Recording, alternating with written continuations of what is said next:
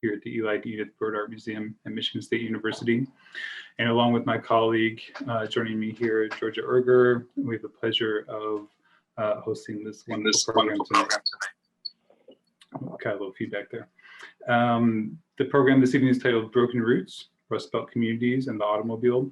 And we are hosting this program tonight in conjunction with our current exhibition, Interstates of Mind, Rewriting the Map of the United States in the Age of the Automobile. This exhibition opened at the museum on November 7th in 2020 and will run through August 8th in 2021. So if you're in the region or locally and you're comfortable and feel interested in coming by to see the exhibition in person, we would certainly love to have you. We're currently open Friday through Sunday, 12 to 6 p.m. And registrations are certainly suggested, but you can also come in and register at the door. So tonight we, George and I are super excited to share this virtual space with several esteemed guest speakers. Specifically, we're happy to welcome Nancy Barr from the Detroit Institute of the Arts, Greta McHaney-Trice from Pave the Way Project here in Lansing, Robin Reisenfeld, independent curator formerly of the Toledo Museum of Art, and Michael Rodriguez here from MSU Libraries. The program this evening will involve several presentations from our esteemed guests, as well as a presentation from Georgia and I discussing the exhibition on view at the museum, to be followed by a short moderated conversation, after which point we would like to open it up and hear from you all. So I hope you will stick around, and towards the end of the program, we'll have should have plenty of time for question and answer. Sorry, hopefully you all can hear me. It's been a long day on Zoom meetings, but I'll try to speak up a little bit louder. Sorry about that. So, the conversation tonight, obviously will center around the role of the automobile and the building of the infrastructure of the interstate highway system, specifically as it shaped American landscape, both in physical but also psychological terms. And while I expect that, many of the presentations this evening will kind of look back at, various histories around the automobile and the interstate highway system, this is also a conversation that is still obviously very relevant and timely today. In fact, just a month ago, I was reading an article about a growing movement to actually dismantle sections of the interstate highway system. And that's specifically something that's happening, I think, currently in Detroit with Interstate 375 being slated for removal.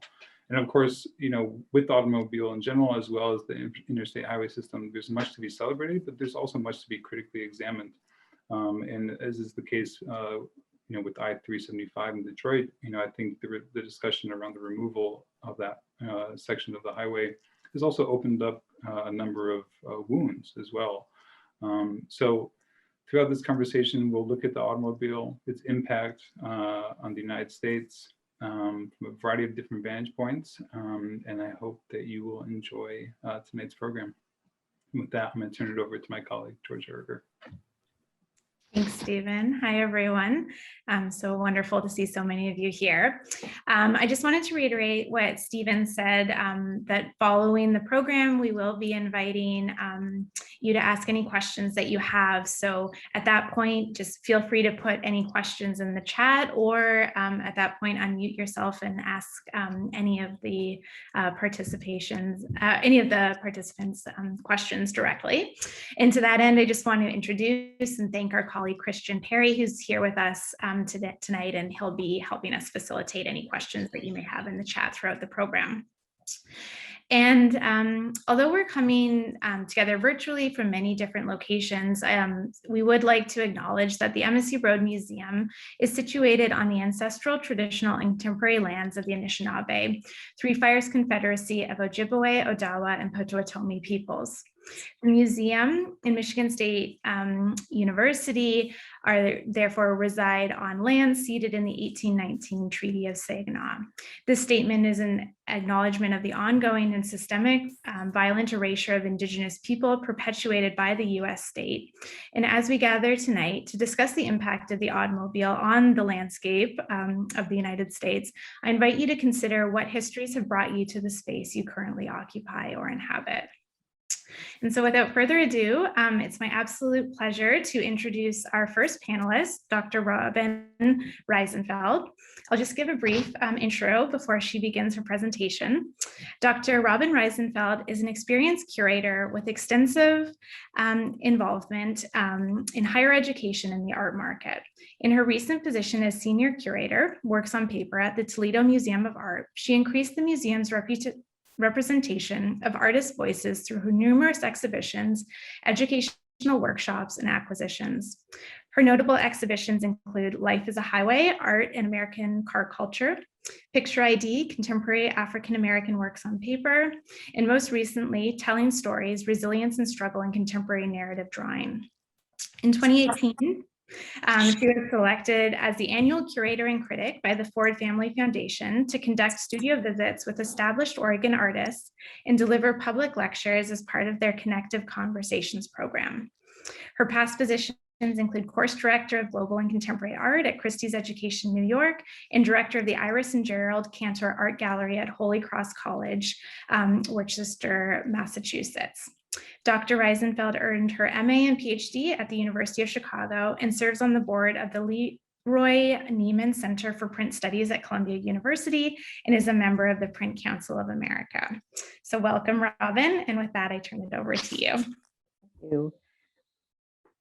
Welcome, everyone. And thank you, Georgia and Stephen and the MSU Broad Museum staff for organizing this panel and inviting me to participate. So for this discussion tonight, I have prepared a brief summary of my exhibition, Life is a Highway, Art in American Car Culture, which was on view at the Toledo Museum of Art during the summer of 2019. Next slide, please. So just a few general facts about the works in the exhibition. It was organized as a mixed media exhibition made up of 153 works that included painting, sculpture, prints, drawings, photographs, film, and video, made by 85 artists and drawn from approximately 52 lenders, including both private and public collections, art galleries, and artists. My intent for this exhibition was to provide an expansive and balanced account of automobile culture that showcase multiple experiences. The next slide, please. So the inspiration for the exhibition stemmed from my arrival to Toledo in early 2016, which coincided with the Detroit Auto Show. And at this time, I was really struck by how differently automotive culture resonated in the Midwest as opposed to other parts of the country, such as the West and East Coast. Next slide, please. And this led me to examine the diversity of artistic imagery inspired by the automobile throughout the 20th century and to chart our evolving relationship to it. So what you see here are a couple of installation shots of the entry into the exhibition. And you'll notice as you first enter, the visitor would immediately encounter this road theme. You see the guardrails on the right and the left and the road signs, which was used to organize the first three sections of the exhibition: emergence, on the road, and environments, that unfolded chronologically to indicate the three major cultural shifts that cars have brought about in the United States. The next slide, please. So the first few galleries were devoted to the early automobile culture up to World War II and placed a very strong emphasis on the Midwest contribution, the Midwest rich manufacturing history that gave rise to the automobile, and by extension fostered a sense of identity rooted in labor and community. So pictorially, this was demonstrated by several of Charles Sheeler's depictions, as you see here, of Henry Ford's immense auto factory, River Rouge, that he portrayed as a symbol of technological progress and machine efficiency in his paintings and photographs of the complex. Next slide, please. But I also wanted to balance out Sheeler's optimistic and utopian vision of the auto industry. And so I displayed in dialogue with it other works such as Aaron Burroughs' painting on the upper left and Walker Evans' depictions of the severe hardships endured by the urban and rural workers during the Great Depression, arising in part from the economic overdependence on the automotive industry. Next slide. So the second section, On the Road, picks up after World War II, when the auto became an essential feature of American life and played a key role in consumer culture and the rise of middle-class prosperity. And so works in this grouping examine the appeal of driving and the growing phenomenon of the road trip, specifically the family road trip, which is a new phenomenon that emerged after World War II. As shown here in Robert Bechtel's 1975 iconic painting on how the American car had become an integral feature of middle-class domestic life. Next slide. So additionally, I use the section On the Road to present different kinds of on-the-road experiences and to call attention to the social disparities prevalent due to Jim Crow laws and racial segregation. So this slide illustrates on the right-hand side the artist Jonathan Combs, a portion of Jonathan Combs' recent photographic project, Journey Through the South, where he revisited and documented sites listed in the Green Book travel guide that catered predominantly to the Black clientele. And then on the left-hand side, you see how his project was displayed together with an enlargement of one of the Green Book's pages, listing the accommodations in the Toledo area on the wall here, along with a bookcase that contains the original, very well-worn, well-used Green Book guides. Next slide, please. So continuing on to the third section, which was titled Environments, I turned to the latter part of the 20th century and the automobile's role in shaping urban and suburban spaces that coincided with the building of the interstate system, which probably Stephen and Georgia will have more to say about. And I displayed a number of works that featured car culture's impact on daily life. So this included, for example, George Siegel's in the upper right-hand corner, his sculpture installation, The Red Light, that speaks to the psychological isolation often engendered by city traffic and its noises found in urban areas. And together with Helen Levitt's delightful image of a young girl who appears to be looking for an object, a lost object that under this parked car. And then additionally, I focused on the suburban experience. So you see a photographic image by Bill Owens, who did a whole series of the suburbs. And this is a neighborhood party, street party, portraying suburban social life. The next slide, please. Additionally, I included a group of works that explored the automobile's transformation of the physical landscape, such as this very gripping, powerful aerial view of a tire dump in California by the Canadian photographer Edward Burtynsky that points to the automobile's double-edged contribution to the 20th century. Next slide, please. And so with the final section, which I called car therapy, I shifted the emphasis to the multiple ways automotive culture was used not only to celebrate status, personal success, and empowerment, but also as a symbol of cultural and community identity, as, for example, featured in this photographic series by Meridel Rubinstein's Her Low Rider series, Portraits from New Mexico on the right here, in which she chronicles families posing alongside their brightly painted vintage cars that were customized to convey their pride in their Latinx heritage.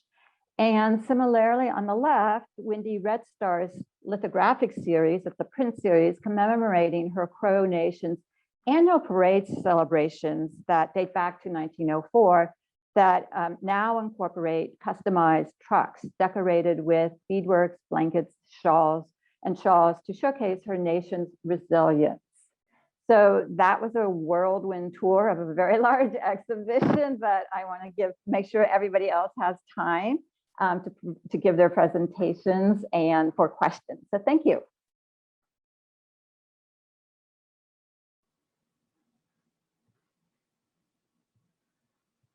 Thank you, Robin. That was fantastic. Thank you. Really appreciate that. So moving right along, our next speaker this evening is Greta McHaney-Trice. Greta is an educator with a master's in teaching and curriculum from Michigan State University. She worked 33 years in the Lansing School District in administration and teaching elementary students. From 2013 to 18, she worked at the Resolution Services Mediation Center of Central Michigan, the RSCCM, one of about 18 centers in the state. Greta served as executive director, working with courts, businesses, schools, and agencies to provide and train in mediation, facilitation, and other dispute resolution services. She is a certified mediator, facilitator, and currently teaches restorative practices at the Ingham County Jail. Her involvement with the Pave the Way Project began in March of 2019. Her role there is to help coordinate this grant-funded initiative that documents the impact Interstate 496 had on the city of Lansing, particularly on the African-American neighborhood it intersected. Pave the Way has become one of the most meaningful, inspiring opportunities she has come to learn about and had to serve her community. A longtime resident of Lansing, she's gained great insight into the sacrifices others made toward the evolution of the city. So if you all welcome Greta McHaney-Trice. Thank you so much for inviting me tonight. I'm very excited always to be able to talk about the uncovered stories of what automobile industry has done into certain communities. I was engaged, as I said in my bio, with the project beginning in March, but the grant was actually initiated beginning as early as 2018.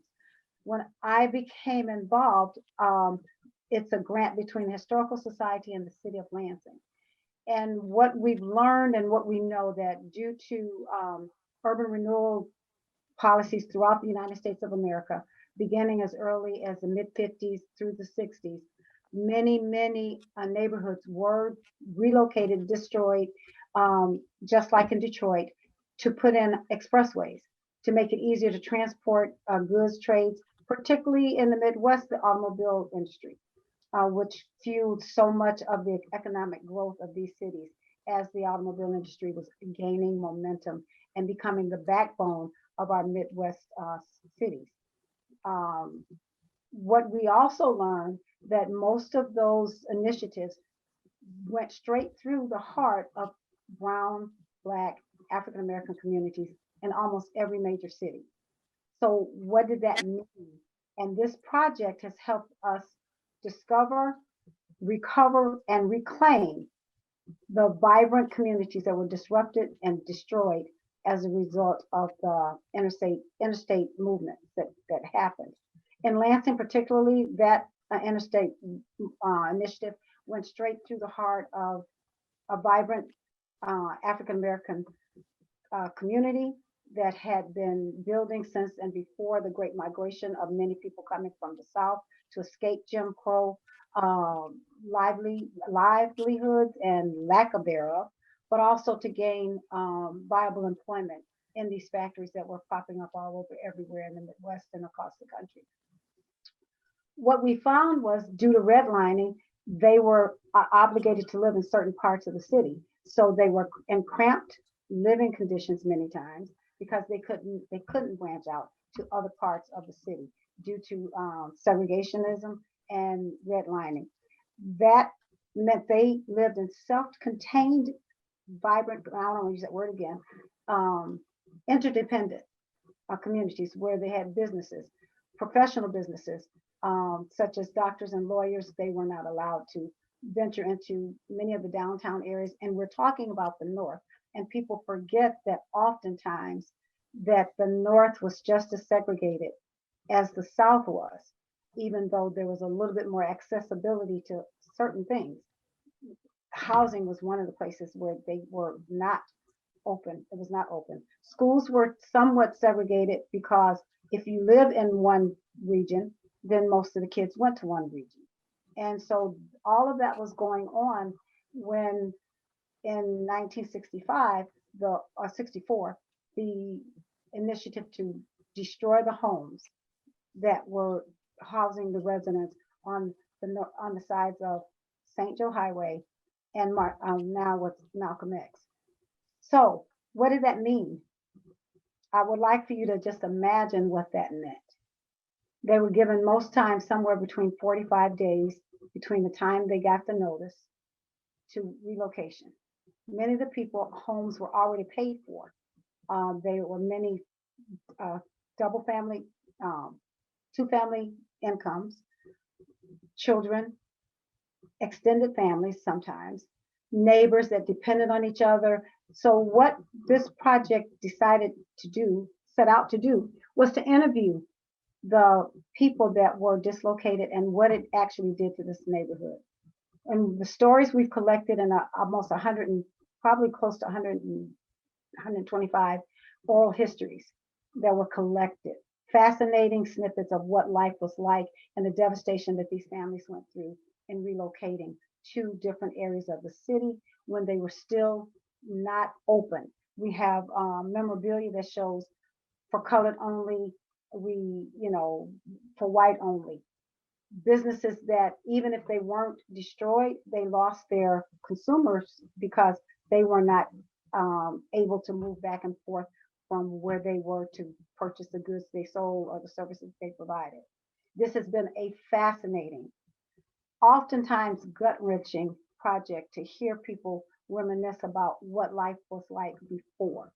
The bad part about this is many of those first generation people have now gone on. Even since the project started, we've lost quite a few people that were in their early 80s and up onward. So most of the stories that we've collected this go round have been from children. Well, they weren't not children now, but from people that were in their early teens.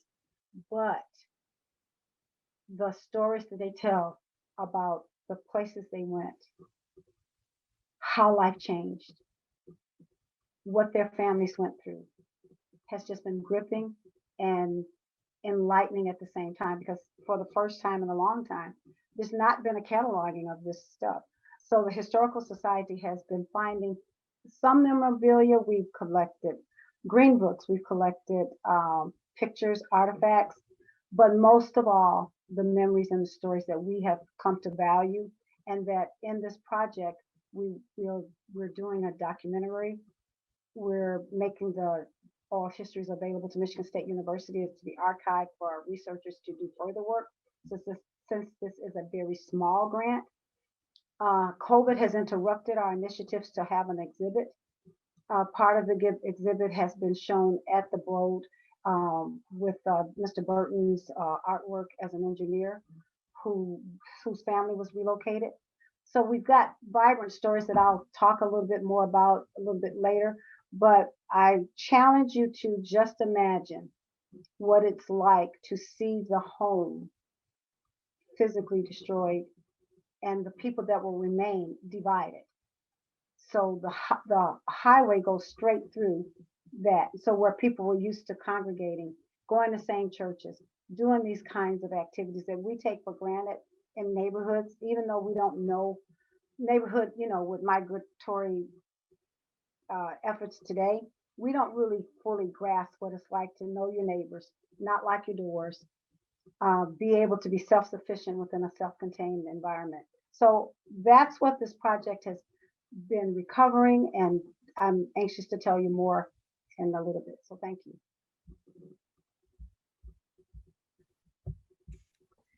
Thank you, Greta, for that incredible, illuminating, thoughtful presentation. I really look forward to hearing more.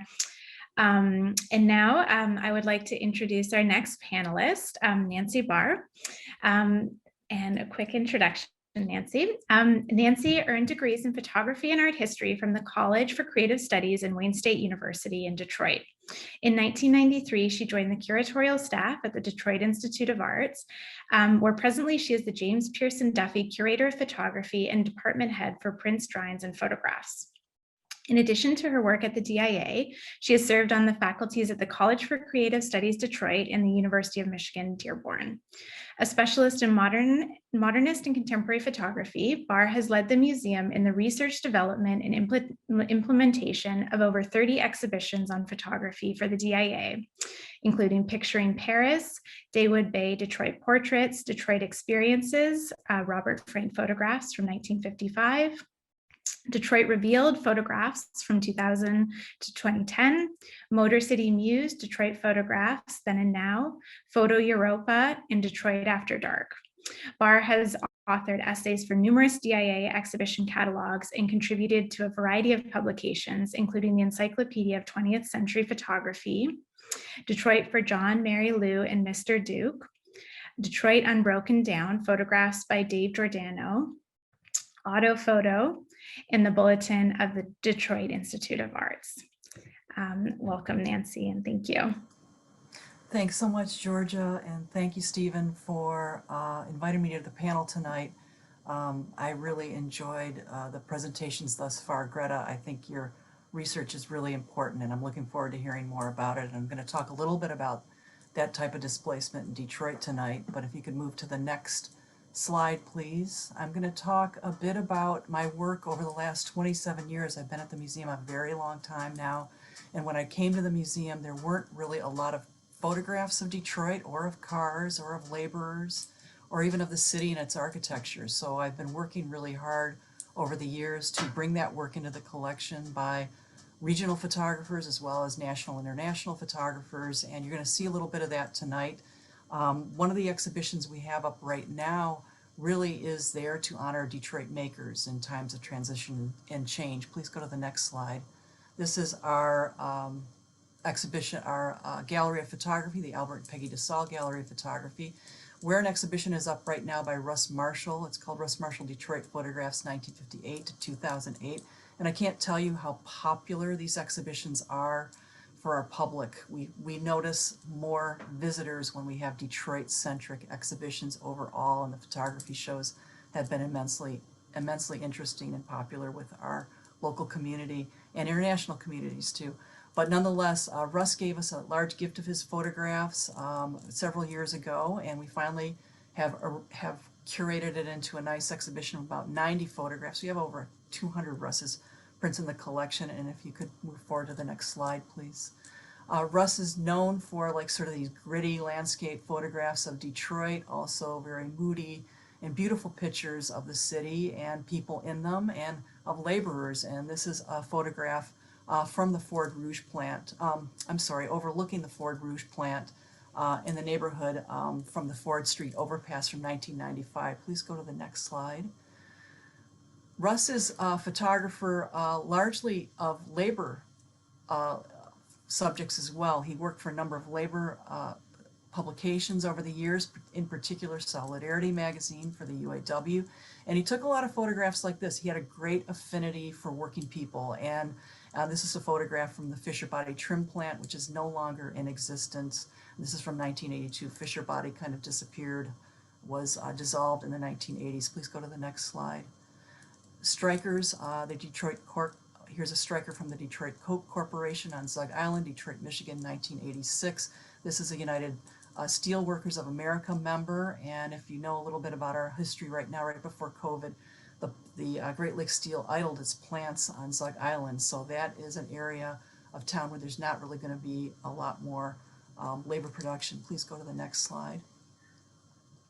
And photographs of plant closings like the one on the left, Willow Run in Ypsilanti from 1992, and the looks on these faces are telling of the situation, particularly over the 70s, 80s, and 90s when so much of the workforce was threatened here in Detroit. But there were great moments when plants were saved, and here's a cover of Solidarity magazine that Russ shot back in the 1980s. And the Walter Reuther Library at the Wayne State is a really great archive for labor if you are out there doing research in this area. Please go to the next slide. Russ also did some photography at the Ford Motor Company River Rouge plant, and Robin mentioned before Charles Sheeler's photography there. And this is a picture from 1985. Labor does not, engine assembly does not look like this anymore at the Ford Motor Company River Rouge plant, but it is hard to get it in photograph. Please go to the next slide. So I'd like to talk just a little bit about the legacy there at the Ford Motor Company River Rouge complex. Next slide, please. Charles Sheeler on the left, 1927, crisscross conveyors, and on the upper right is a photograph by an unknown photographer of Etzel Ford overlooking the Ford complex. Etzel Ford was the mastermind behind the Ford Motor Company River Rouge complex, which in its time, in its heyday, was a place where the raw materials came in, the steel was made, the cars were stamped out, and the engines were made there, even the tires were made there. So the whole car was made and came in, raw materials came out on one end and a finished car came out on the other. So it was kind of a very spectacular place to go, and tourists could visit and tour the plant. Please, next slide. But Sheeler didn't really photograph laborers. I mean, he did these modernist masterpiece photographs there, but it wasn't really till the 1940s when we saw photographers taking an interest. And, you know, largely, most of the photographers in this section are photographers that are very widely known in the canon of the history of photography as fine art photographers, and Walker Evans is one of them. He came in 1946 and did a series that's gotten a lot of research and traveled an exhibition recently overseas for Fortune magazine. It was a series called Labor Anonymous. And Evans staked out on the Michigan Avenue and he waited for people to get off their shifts at the Rouge, and he did these sort of candid portraits of laborers. Next slide, please. Henri Cartier-Bresson, I'm sorry I spelled his first name wrong there, it's with an I, not a Y. But nonetheless, he came through Detroit photographing on a cross-country trip with writer John Brennan for Harper's Bazaar. Next photograph, please. And here is a photograph by Robert Frank from the Ford Rouge plant. It's called Detroit, excuse me, let me just see here, let me check my notes. It's called Assembly Line Detroit, 1955, and I interviewed Robert in 2001, and we did a beautiful exhibition in 2010 called Robert Frank Detroit Experiences, because we have a large group of Robert's photographs from Detroit in the collection. And Detroit was a very important stop on his trip across America. He wanted to really photograph the seat of the American dream and show the way people worked and lived in Detroit. And next slide, please. It was one of many stops across the United States. As you can see, Robert utilized our highway system and purchased a used car to make this trek across America. It took him a year to make the photographs for the Americans. Next slide, please. And just a couple of photographs by Michelle Andonian, and I have to give a shout out to Michelle, who in 2004 began this initiative to photograph at the Ford Motor Company River Rouge plant the old parts of the factory, but as well as the new parts of the factory. And this is the old section of the factory, and please go to the next slide. There was a huge greening initiative by Bill Ford to green the plant and make it more environmentally friendly, and they have one of the largest green roofs there, and Michelle shot this photograph of the green roof. Next slide, please. And just a little bit about auto dominance and displacement in Detroit. Please go to the next slide.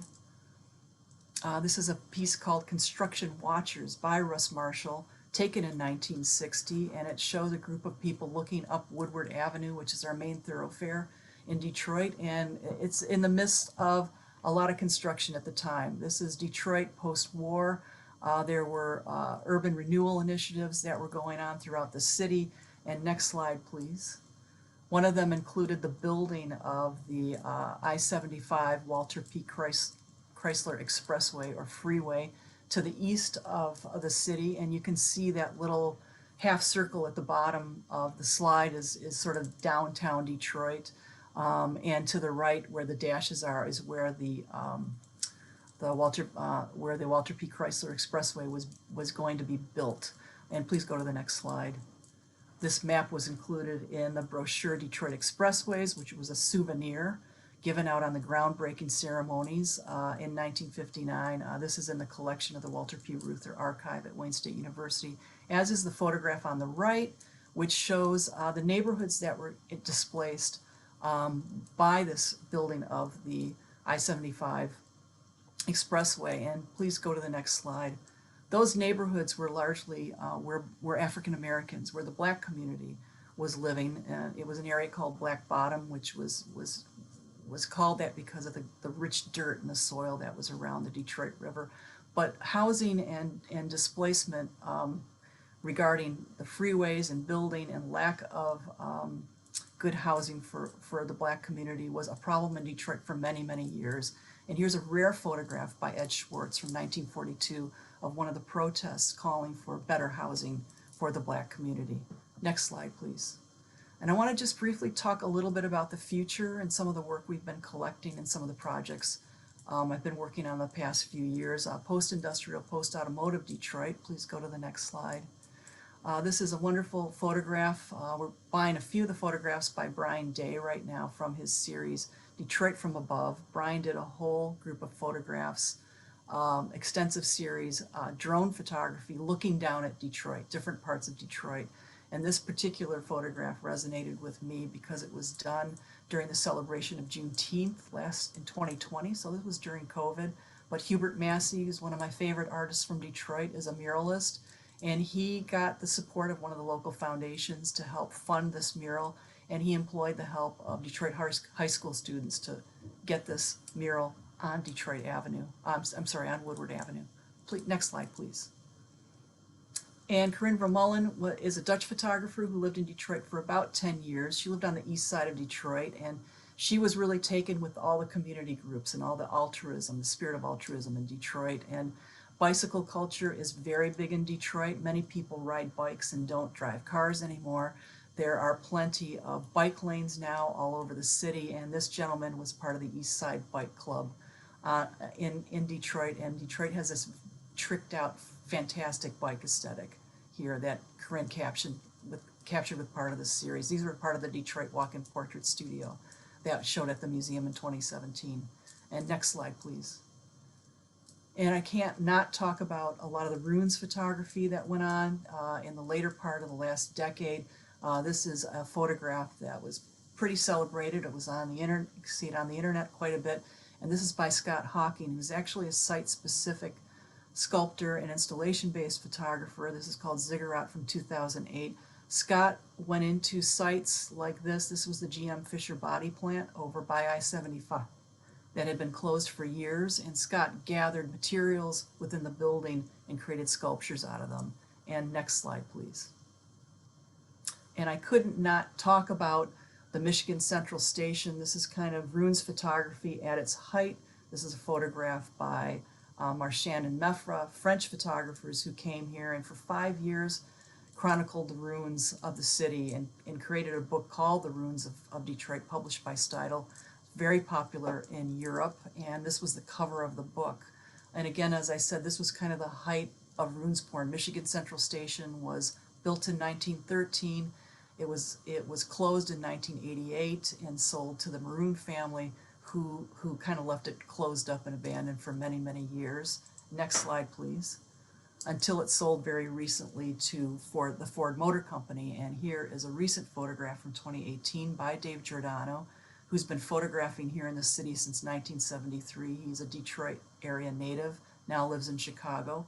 But an interesting photograph. That's my last picture, kind of hearkening to the future and what's going to happen to the automotive industry and mobility in Detroit. I think that Bill Ford, with this plan in Corktown, where this building is located, this is going to be one of the signature buildings in a hub that will be considered a innovation laboratory for the future of mobility in Detroit. And I'm going to end there. Thank you.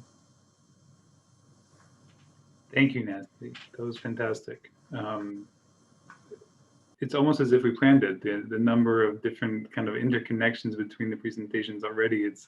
There's so much to pick up in conversation in a moment. But I also like to acknowledge that Georgia and I have also given our invited speakers this evening the impossible task of encapsulating all of their work and amazing projects within a 5-minute presentation. So thank you all for embarking on this with us. And that leaves, last but certainly not least, Michael Rodriguez's presentation. So quickly, I will introduce Michael and then hand it off to him. Michael Rodriguez is a collections librarian from Michigan State University, where he is the subject librarian for American history, film studies, and performing arts, and English and American literature. His book about Lansing and R.E. Olds and Industrial Lansing tells the story of how the city grew and was shaped by one of its most important residents, Ransom Eli Olds. Regarding Michael's film, R.E. Olds and the First Auto City, the documentary tells the story of Ransom Eli Olds in the city where automobiles were first mass-produced. A pioneer of the American automotive industry, both Oldsmobile and REO were named after R.E. Although folklore claims it was Henry Ford who created the auto manufacturing industry in Detroit, this documentary shows that Ari Olds, in fact, did it first in Lansing. Using historical photographs and film, interviews, and live footage, the story unfolds of a visionary thinker who created the basic concept for the modern assembly line and a skilled labor force who transformed modern transportation. With that, we welcome Michael Rodriguez. Thank you, Stephen, and thank you, Georgia, for having me. Ironically, I was going to start with a personal anecdote. This is a picture of my great-grandfather and his daughter touring the Ford Rouge plant. My grandfather, my great-grandfather, settled in Ferndale in the early part of the 20th century, and he worked at the Highland Park Ford plant. After a few years, they built the Rouge plant, and he was asked to transfer. And he said, no, that's too far, right? Going from what is North Detroit, basically, to Dearborn, 20 miles, that was too far for him. So he did other work. After a while, you know, well, the Depression hit and so forth. So he did finally take a job at River Rouge, and that's from where he retired. So the expressway wasn't built then, but the roads were built up. So more easily traveled, and the cars got better too. So yeah, that's just a little anecdote, sorry. The movie, you can show the first slide, please. Actually, there should be some artwork. Sorry. Well, we can start here. No, it would have been the first. It would have been the first slide. It's all right. It's all right. It's a promo for the film. So I made a film called Ari Olds in the First Auto City. The short story version of that is so how that happened was some friends of mine started a production company. I had made the book Ari Olds in Industrial Lansing a while back. So we kind of used that to get grant money from the Ari Olds Foundation and the Motor Cities Motor Cities is a national heritage program run through the National Park Service, actually. So the film actually has a distributor. We'll talk about that in a little bit. It was shown at the Traverse City Film Festival, and WKR has shown it several times. The takeaways that I want people to get from the film are, one, that if you ask anyone just about in the world who was the first mass manufacturer of automobiles, they're going to tell you Henry Ford. That's not true. It's not true by a long shot, actually. Olds was the first, and it wasn't Detroit, it was Lansing. You know, so how is it possible that people don't know this? Well, there's a lot of reasons for it. But my tale, the tale that we're telling through the film is, how did all this happen, right? How did the automobile become what it is today? How did the roads get built, you know? It was because of the automobile. There's a picture of Ari Olds. This is the groundbreaking for what is now called Bogie Tower. Ari Olds built that building, the tallest building in Lansing, right? It was originally called Olds Tower. Why don't we go to the next slide? Sorry. So how did this happen? How did it happen in Lansing? It happened in Lansing because of a skilled labor force and because of Ari Olds. The skilled labor force, Lansing was an industrial giant, even at the turn of the century. This happened real fast. So there were lots of companies, lots of big companies. Bement, this is the Lansing Wheelbarrow Company.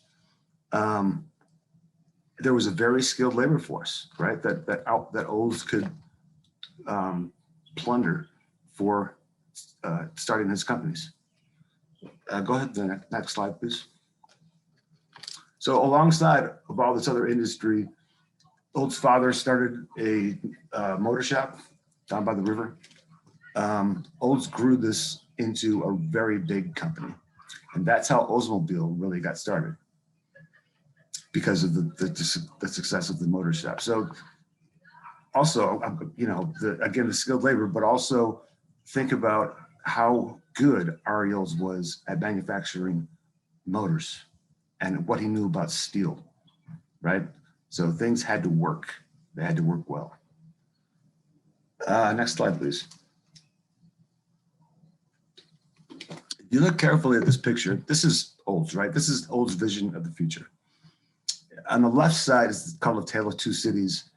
And it's really about how the automobile will change the world and change the way the world is built going forward. So on the left side is the Day of the Horses. Ariels hated horses. It's pretty famously known. So you've got a livery stable. The town just looks grim, right?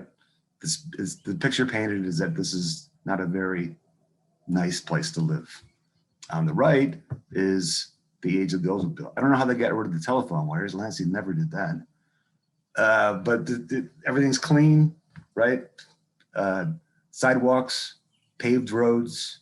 You know, eventually this leads to the interstate system. I don't think that Ariels would ever imagine that you know, we pave everything. But this is the antecedent to what you have now. Next slide, please. Right, so cars had to be durable. This is another reason why Olds was successful is the durability and the ruggedness of the cars. So this is a good example of, look, there's not even any roads around, but this car has made it to the top of this mound. So there were cross-country trips, lots of them in the early part of the 20th century, just to demonstrate that cars were durable, they could make it, and they were reliable, although they broke down a lot in those cross-country trips. Go to the next slide, please.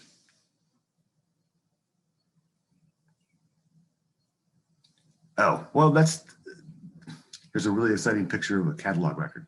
So how do you see the film?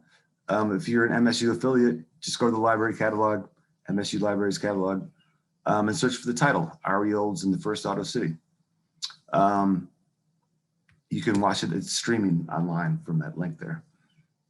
If you would like me to present for a class or for a talk at a library or some other kind of institution, just get in touch. I'm easy to find on the library website. So that's really it. I did want to try to keep it to 5 minutes. Thank you so much, Michael. And I've had the pleasure of seeing your film, which is incredible. And the presentation was just a wonderful teaser. So thank you very much. So with that, Stephen and I would like to just say a few words about the exhibition, Interstates of Mind, on view at the MSU Broad Art Museum. We're just going to do a quick run through the exhibition. And so how Stephen and I both came to this exhibition is that just time and time again, we were both identifying this common thread of the automobile and its industries woven through so many areas of the MSU Broad collection. You know, this is a testament to our siting in the capital of Michigan, a city which, like so many in the Midwest, was indelibly shaped by the automobile industry. But it also aligns the rise of the automobile with the formation of a modern United States as understood through its visual and material culture. So if you don't mind, next slide, Christian. And maybe the next one, actually. So this is sort of the foyer entrance, and the exhibition is rooted in works from our collection, but also brings together artworks, archival materials, and research from regional and national artists, curators, educators, collectors, and institutions. And it was really only possible to tell the kind of nuanced story that we wanted to tell through the invaluable contributions of so many collaborators, notably our panelists here with us tonight, who inspired and guided us through their research, exhibitions, and films. And so Interstates of Mind celebrates many of the opportunities offered by the automobile and its industries, such as jobs in manufacturing, the formation of a prosperous middle class, urban and suburban development, new forms of entertainment and leisure, and really an increased self-sufficiency for the nuclear family. But we, Stephen and I, and the artists and artworks represented within the exhibition also point to the ways in which these opportunities weren't necessarily ushered in democratically. They ultimately conform to the economic, racial, gender disparities that limit access to what should be basic human rights for so many. And we explore how the automobile in many ways becomes a designator of privilege, and the industries, infrastructure, and technologies that developed around it cemented the desire in the 20th century and beyond now for a segregated capitalist society. So next slide, please. I'll turn it over to Stephen. Christian, you go to the next slide. So, orienting the experience within this exhibition, of course, pulling from the collection, we want to tie all the different conversations we're having in different galleries when we can and when feasible back to a kind of local connection, back to whether Lansing or the state of Michigan and the kind of situation or context that exists here. And this aerial map that you see here on the screen is actually on the floor there in that foyer, and really kind of grounds the exhibition in this space. And this is actually an aerial view of the 496 corridor in Lansing prior to the construction of that interstate highway system. So, as Greta mentioned, and also picking up on many other conversations from our other presenters, this work features exactly that neighborhood that existed prior to the use of eminent domain and the removal of many of these peoples from this neighborhood. And it's this section that's kind of the very northern kind of block at the top of that picture there. So we've invited people at the exhibition to mark the different spaces within this map, to put places they remember, places that they use today, as a way to kind of also kind of trace and otherwise visually map the different ways in which this space has changed, but also the memories that are attached and tied to it. And and this image is very much thanks to the Historical Society and the Pave the Way Project, who put the pieces of it together. The pieces of it were taken, I believe, in the late 30s, early 40s by Abrams Aerial Photography, housed at the Capital Area District Libraries. And this is a composite image that really shows you the expansiveness of what was lost, what was removed through that process. Next slide, Christian, please. So this is one of the first galleries in the exhibition, and it explores the utopian visions of a new society that were brought about by the growing automobile industry in the early 20th century. So the automobile really materially manifested the personal freedoms, the right to life, liberty, the pursuit of happiness, touted by American exceptionalism and promised by the American dream. Of course, from its very inception, the US articulated the inevitability of manifest destiny. The extension of the settler colonial project from sea to shining sea was the explicit intention of the founding fathers. And the rise of the automobile and the complex web of highway infrastructure in its wake followed in this expansionist trajectory and introduced new possibilities for physical mobility, but also significantly social mobility. Throughout the 20th century, the ethos of manifest destiny took on a global scale with American imperialism, extending its reach significantly for this exhibition into Central and South America. So for example, like the collection of photographs there on the right are by the Brazilian artist, Clarissa Towson. And these photographs center two industry towns that were established by Henry Ford in the 1930s. Fordlandia in Belterra, Brazil, which was established for the extraction of rubber from the Amazon for tire production. And then Alberta in Michigan's Upper Peninsula, which was established to supply timber for auto factories downstate. And next slide, please. And so in Clarissa's images, she juxtaposes images of the homes in each settlement, showing how the near identical architecture, this here is in Fordlandia in Brazil, supported Ford's utopian ideals for labor and community within these planned cities. Next slide, please. And maybe actually, sorry, the next slide as well. Oh, sorry, Christian, I got a little bit. If you can back up too. I thought there was one more in there, but I just wanted to say one more thing about Fordlandia, which is that, you know, it really emphasizes Ford's settler colonial mentality that was embedded in these sort of early 20th century utopian visions presented by the auto industries, because we see Ford's attempts to mold the social, cultural, even structural development of the Brazilian region of Fordlandia to reflect the American values and capitalist beliefs that he and so many held. Go to the next slide, Christian.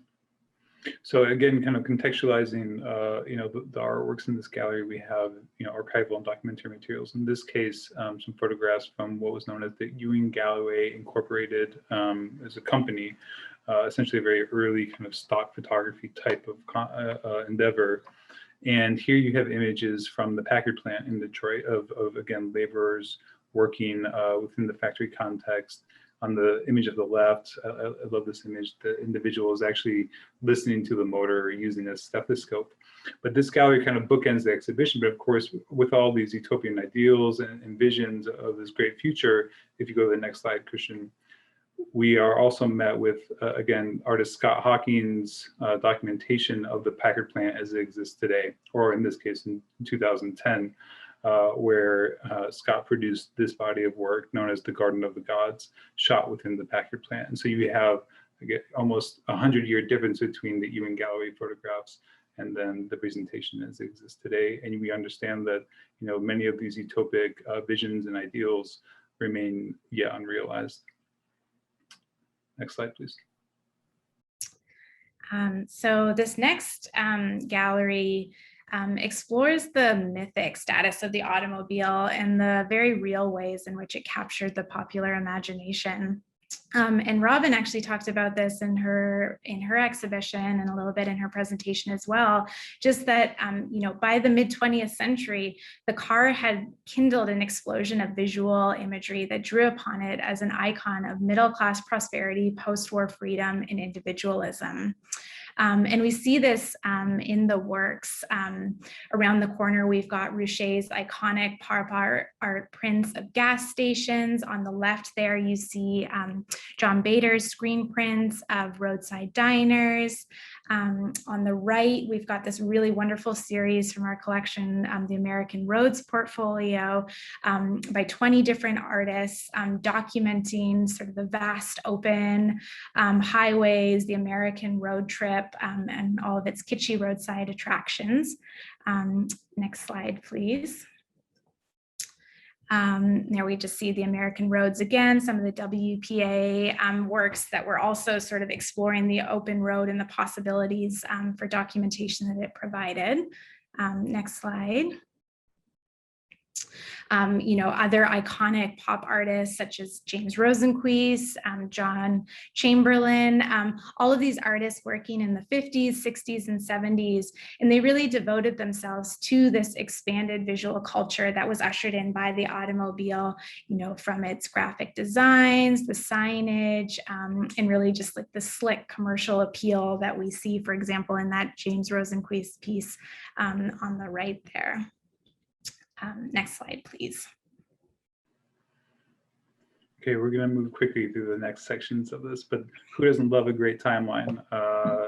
So we have this fantastic timeline in the exhibition detailing the history of the automobile, but with a specific lens focused on, of course, the state of Michigan, but also local histories in Lansing, in Flint, and in Detroit.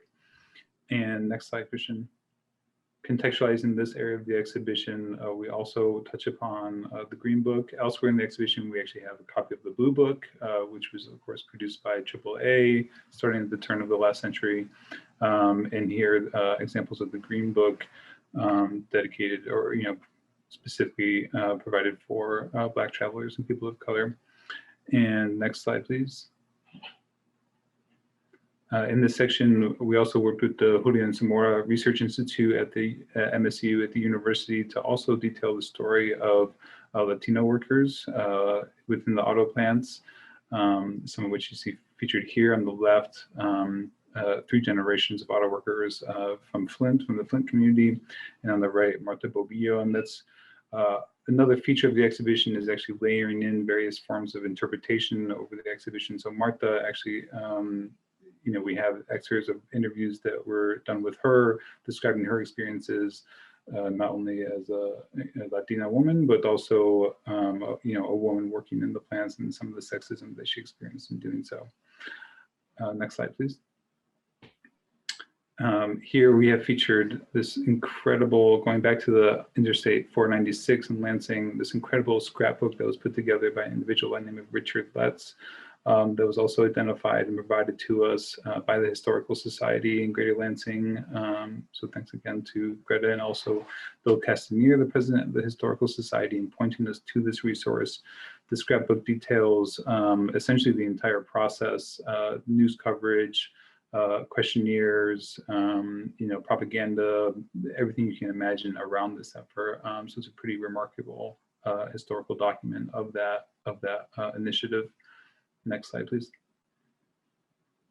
And then also working with, of course, being a university art museum, we have this incredible wealth of knowledge at the university. And so we work closely with, relied on the knowledge and resources of professor in the residential college, John Ernie Flessner, and his students to point us to these records, these real estate records that exist in the capital area district libraries that specifically detail examples of racism within lending and housing practices in Lansing. In this case, this card from 1951, you can see kind of listed very almost nonchalantly within the description of this house, this phrase at the bottom that says "will not sell to color." So the racism is literally is there embedded within these documents, which is startling, but also in many ways not surprising to see.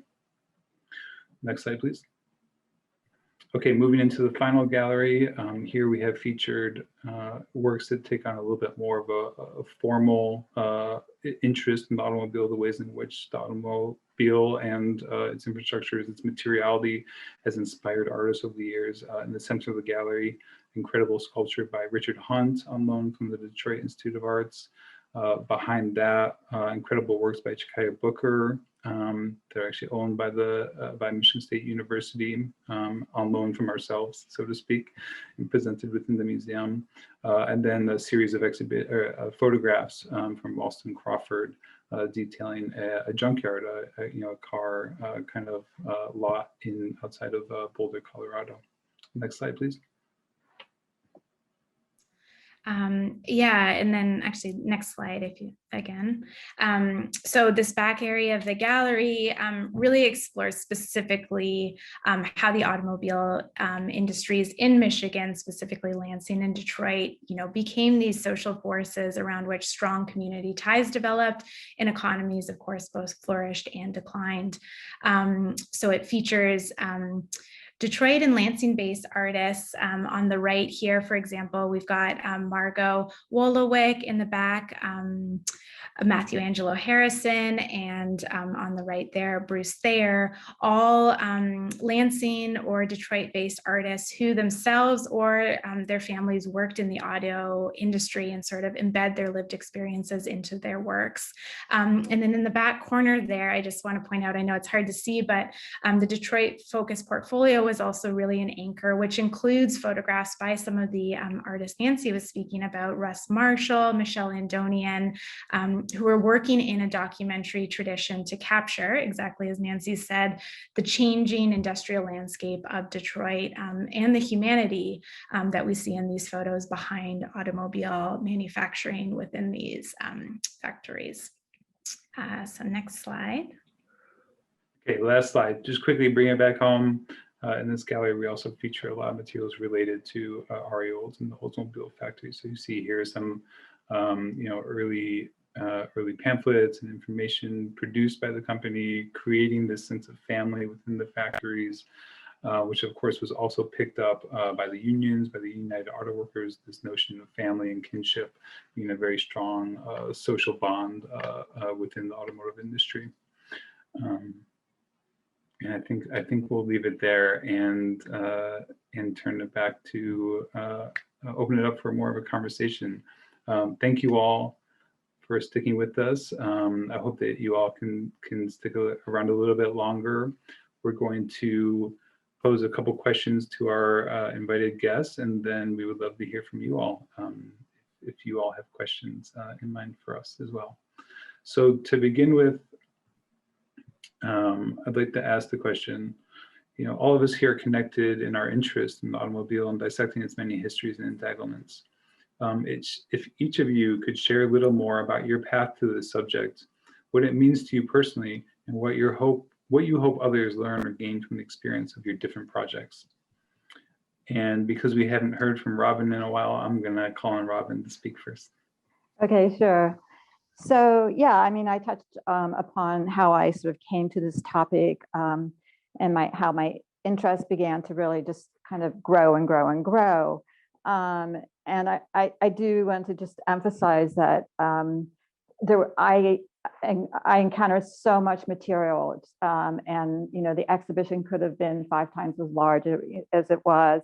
But I wanted to really, provide a kind of historical overview or sweep and touch upon a lot of the issues that we all sort of spoke about tonight: the red lighting, the kind of the labor involved, and the growth of the interstate and how that really changed the physical landscape as well.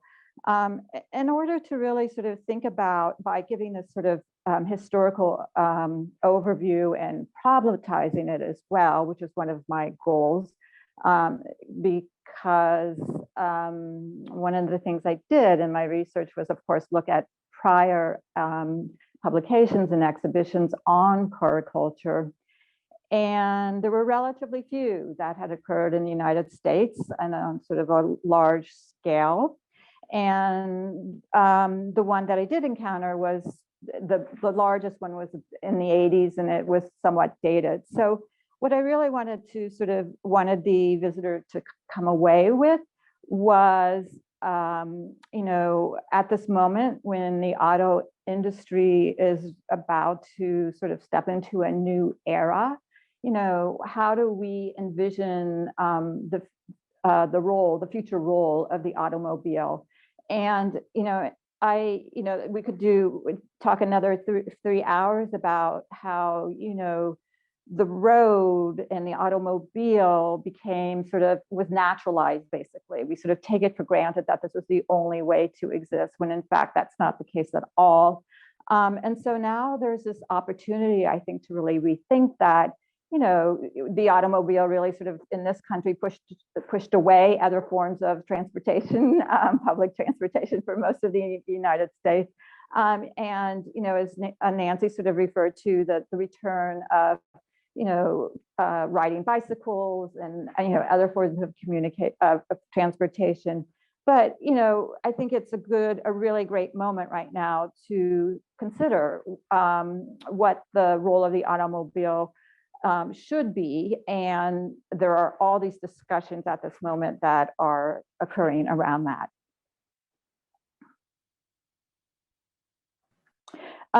As far as, one other thing just about the design of the exhibition, because it was such a large exhibition, the other thing that I encountered in my research is that oftentimes the prior exhibitions were sort of media specific, and I wanted to really sort of expand, like you guys did tonight in your exhibition, really sort of, incorporate all these different media to really sort of draw together different kinds of connections. And so in my exhibition, just as you did in yours, the importance of including sculpture and painting was important also to sort of anchor each section.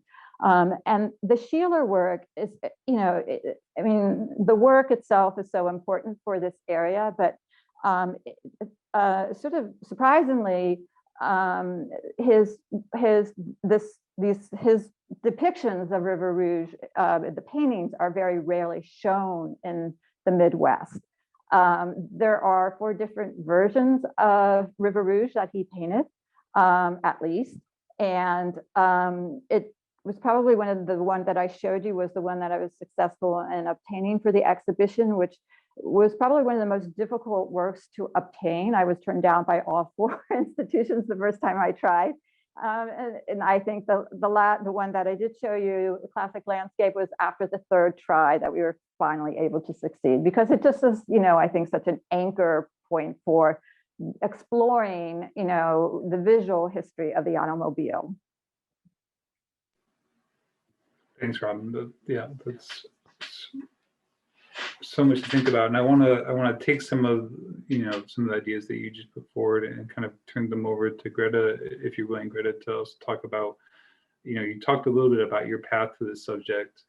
You talked a little bit about, you kind of asked us all to be a little bit mindful, to reflect, consider ourselves, put ourselves in someone else's shoes to a certain degree, imagine what this might be like. But I'm wondering too, thinking about this moment that we're in now, and thinking about what, looking into the future, while your project is obviously looking back to that, historical moment in time, are there other things, lessons, learnings to be gained from the oral histories and other work that you're doing that can also kind of show us perhaps a different way forward, or something to consider, be mindful of as we enter into the future? Well, one of the most obvious is of course the social justice component of how it's dislocated, why this becomes repeated history in our country.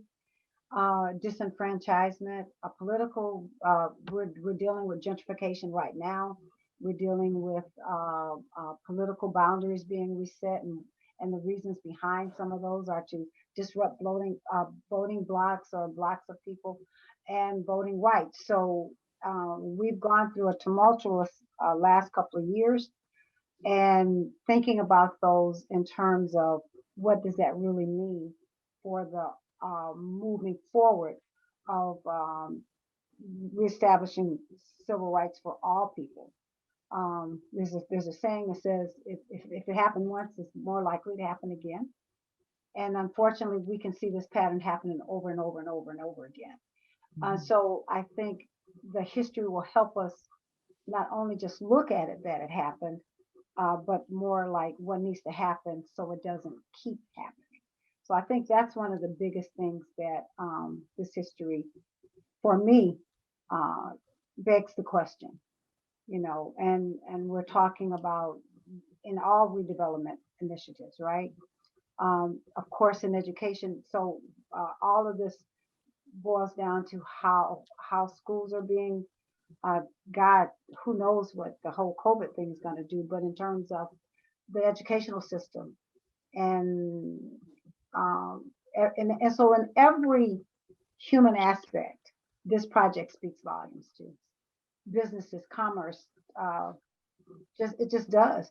And so I just think that as we're exploring the loss of many small businesses, that was one of the biggest things that was lost there. And now we're looking at conglomeration all over across with, the big wigs taking over. And how can a small business survive in moving forward? Are we just going to be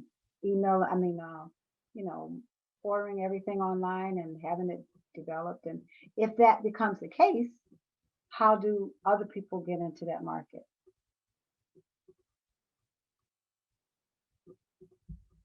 That answer that one? Thank you, Greta. Yeah, absolutely. And I see there's a comment from, I believe, Martin, that also expressed his gratitude to you for answering that question. Georgia, do you want to jump to the second question? Maybe we can have Michael and Nancy respond there. Yeah, that would be great. So the next question that we had was just acknowledging that all of us here are engaged to a degree in acts of storytelling, whether in the form of exhibitions, multi-layered community projects, or filmmaking. And so obviously Nancy and Michael, with your films and your exhibitions, what are some of the strategies, both common and unique to us, in sharing the stories of the automobile and the impact of the interstate highway system? And if one of you wants to jump in with that, I won't put one person on the spot. Sure. What we all have in common is that we understand the importance of the subject to our everyday lives. That's pretty obvious, maybe. The difference, if I think of it, the question from the perspective of making a film, what makes all the difference is money, budgets, right? So this is a half-an-hour film. If we would have had a much bigger budget, it would tell a different story, right? So it gets to be this kind of cribbed sort of thing when you have to edit down to half an hour. You know, there's hundreds of these hours of interviews that don't make the movie. There's lots of stuff that I could have talked about that I didn't. I'm not very critical in the film of the automobile and the companies that started, Oldsmobile and Rio. So there could have been that too. And there's, you know, as we talked actually before this, the program started, you know, race is an important issue in the culture of the automobile worker. And I really don't, just not enough time to get into it with the budget that we had. No, thank you, Michael. And I mean, I can only imagine how excruciating it was having all of that incredible content and having to dwindle it down, but create, you know, these incredible threads that you did throughout all of these different voices that you incorporated to your film. So thank you. Nancy, if you want to say a few words about that. Yeah, just briefly, I think it's interesting how, you know, Detroit has become this popular subject for all of us, because there was a time when I remember when people didn't want to come to Detroit, didn't want to talk about it, didn't want to look at work from Detroit. It was, you know, not a popular thing. And, you know, I think with the rise of a lot of the ruins photography and the rise of techno music and these different things, it's just become a spotlight's been thrown on the city, and it's great because we need to bring out more of the research. We need to talk more about it. I mean, I would envision a really big project on the scale of like Pacific Standard Time that deals with like the whole region and how it's been impacted by this industry, and that's my hope for the future. But you know, I think it's interesting. I don't think we've done enough work. I think we're all just scratching the tip of the iceberg with these exhibitions and with this research, which is so important. So thank you all for your efforts. Thank you, Nancy. I mean, I think I speak for all of us when I say that we could all just keep going and going and going down these incredible paths. So. We actually have a really interesting question in the chat from Brittany Holmes. They ask, reparations can take many forms. How do you envision reparations for the dismantling of Black neighborhoods during highway construction? It can never be restored, but how can we go about fighting for justice for those that were suffered at the hands of racism? If that's meant for me, one of the things that we know for sure that the prices that the people were offered for the homes were under fair market value, if that even describes it. I think reparations for that would be kind of easy to fix, because we have, as Stephen showed, we have we know what each site was paid for. The problem with that, we don't know the loss to businesses and the livelihoods, those people that were doing those small businesses, or sometimes even large businesses, restaurateurs or barbershops, beauty shops, those kinds of things that were the backbone of the community. We don't have that. But when you start talking about reparations, I hate to say it, almost every culture has received reparations except for the African American culture. No matter where you pick up the pendulum and start talking about it. Confederate people got reparations for their lands and, you know, during the Civil War, and we just never seem to be in that. So acknowledging that reparations should be done. And I think we can expand beyond finances, you know, financial reimbursement, because there's no price to some of the emotional turmoil that people have suffered over the course of history. But moving forward, there are things like here we are in COVID dying at a higher rate. Just reparations would be, let's not talk about insurance care, let's talk about health care. Let's talk about health care and making sure that people can get treated and be proactive and those kinds of things that would sustain the quality of life, because environmental injustice, all of that parlays into every predicament that people of color find themselves in. So it doesn't have to necessarily be educational, college degrees and things like that, and vocational aspirations. Nursing care homes. It's just we can fix it if we truly put our heads together.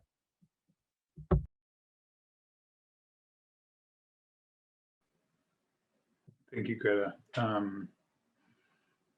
On that, just to kind of pivot slightly on that point, going back to that map of 496 that we have, I mean, we know exactly what those houses that were moved, what they cost. But it's ironic to think that it's actually the Oldsmobile plant, now the GM plant, that took out also a huge significant part of that neighborhood. But if you look at the rates, the difference in rates that were paid between what the factory paid for those properties versus what the state, of course, used in eminent domain to clear those lands, the difference is shocking for sure. So we've kind of already entered the space, but if there are other questions from our attendees tonight, we would love to hear from you. Feel free to put them in the chat, or you can raise your hand. Yeah, we would love to hear your thoughts or questions that you may have.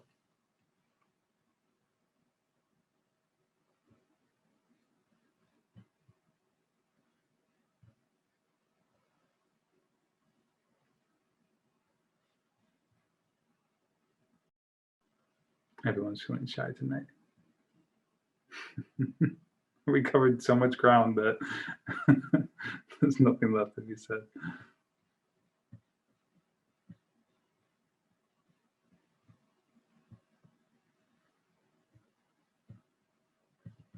Okay, if there, oh, I think I saw, Bob, did you raise your hand? Press Shift plus Command A. Go ahead, Bob. I unmuted you actually. Can you hear me now? Yes. Well, thanks for putting together this presentation. Thanks to you and Georgia. I know it took a lot of work.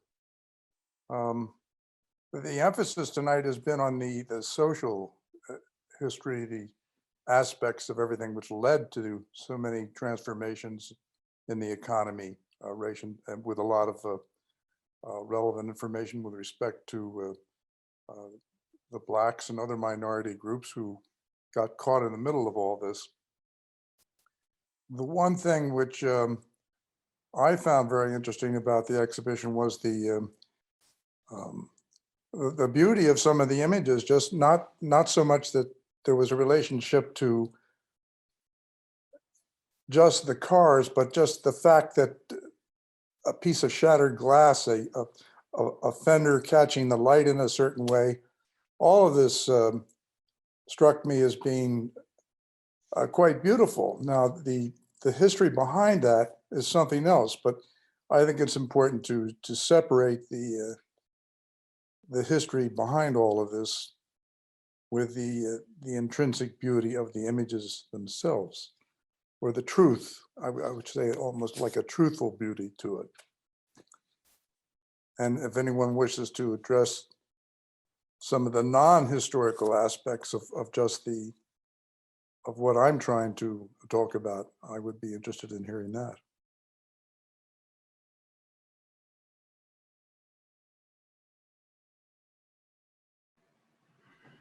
Well, I'll pick it up.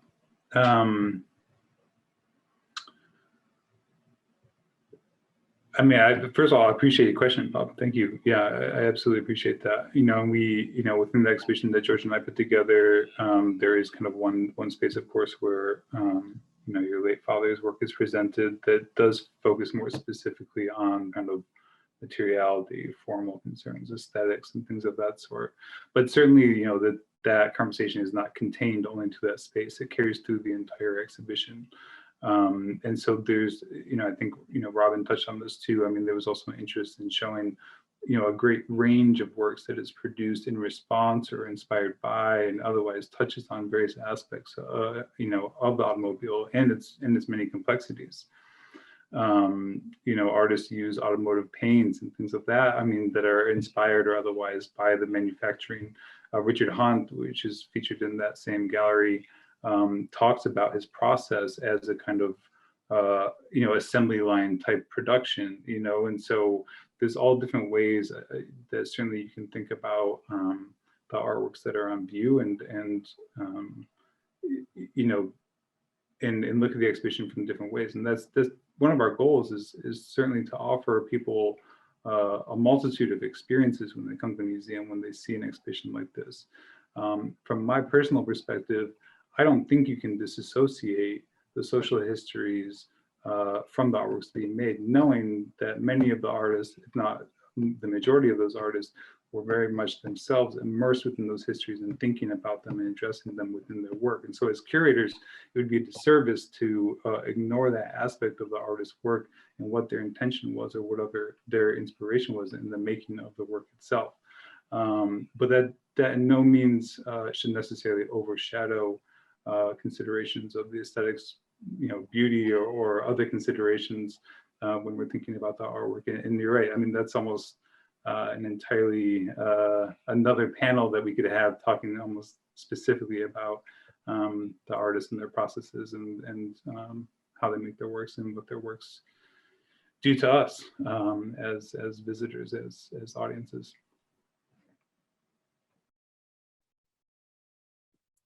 Thank you.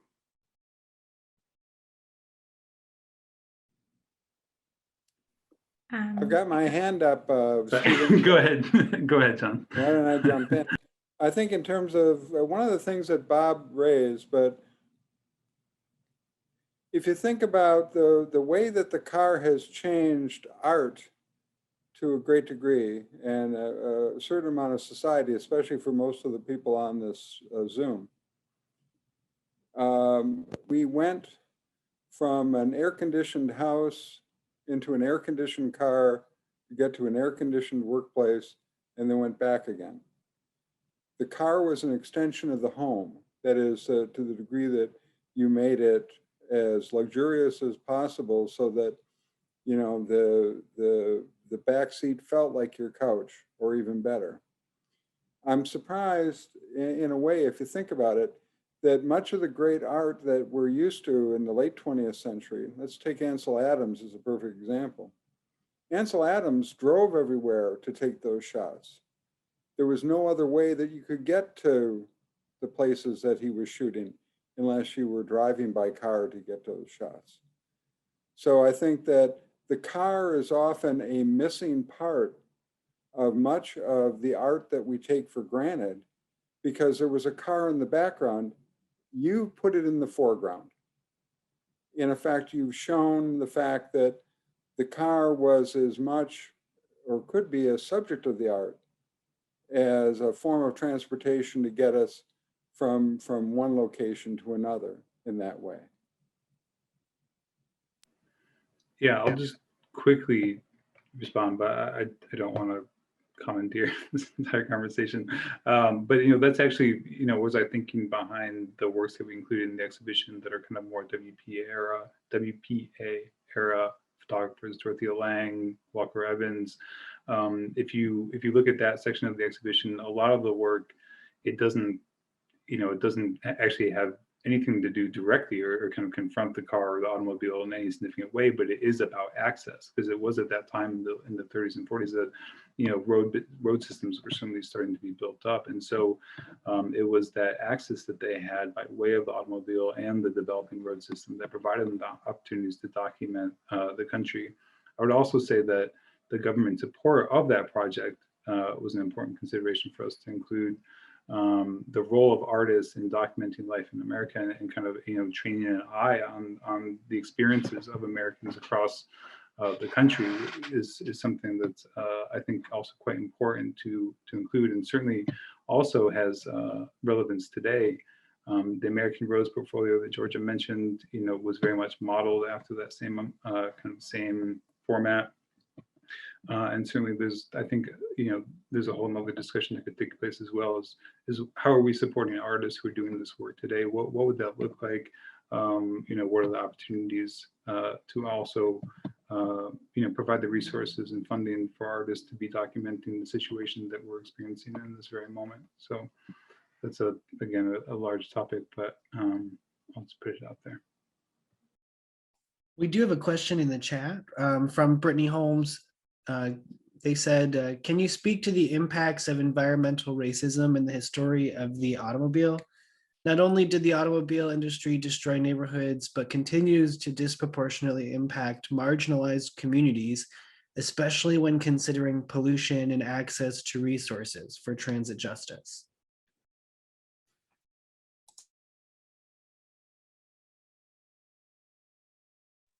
I can't fully answer that question. It's a great question, but in my own research, I came across a lot of material that addressed that question about the environmentalism and racism and how they were sort of intersected.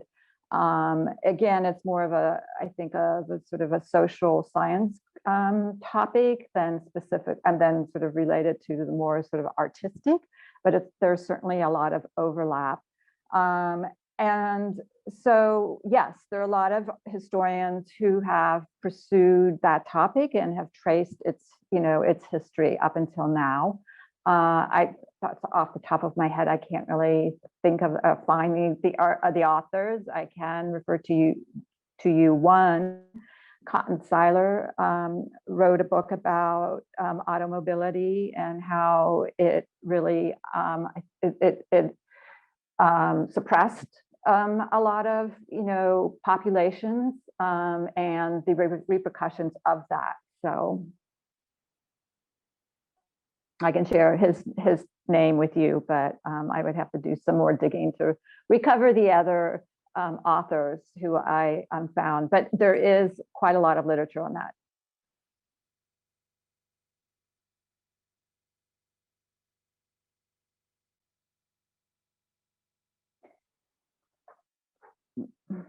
Sorry, I want to give a quick shout out to Nick Sly, who posted a name here in the chat. And Nick was a graduate fellow who worked very closely with Georgia and I in support of our exhibition. So thank you, Nick, for that.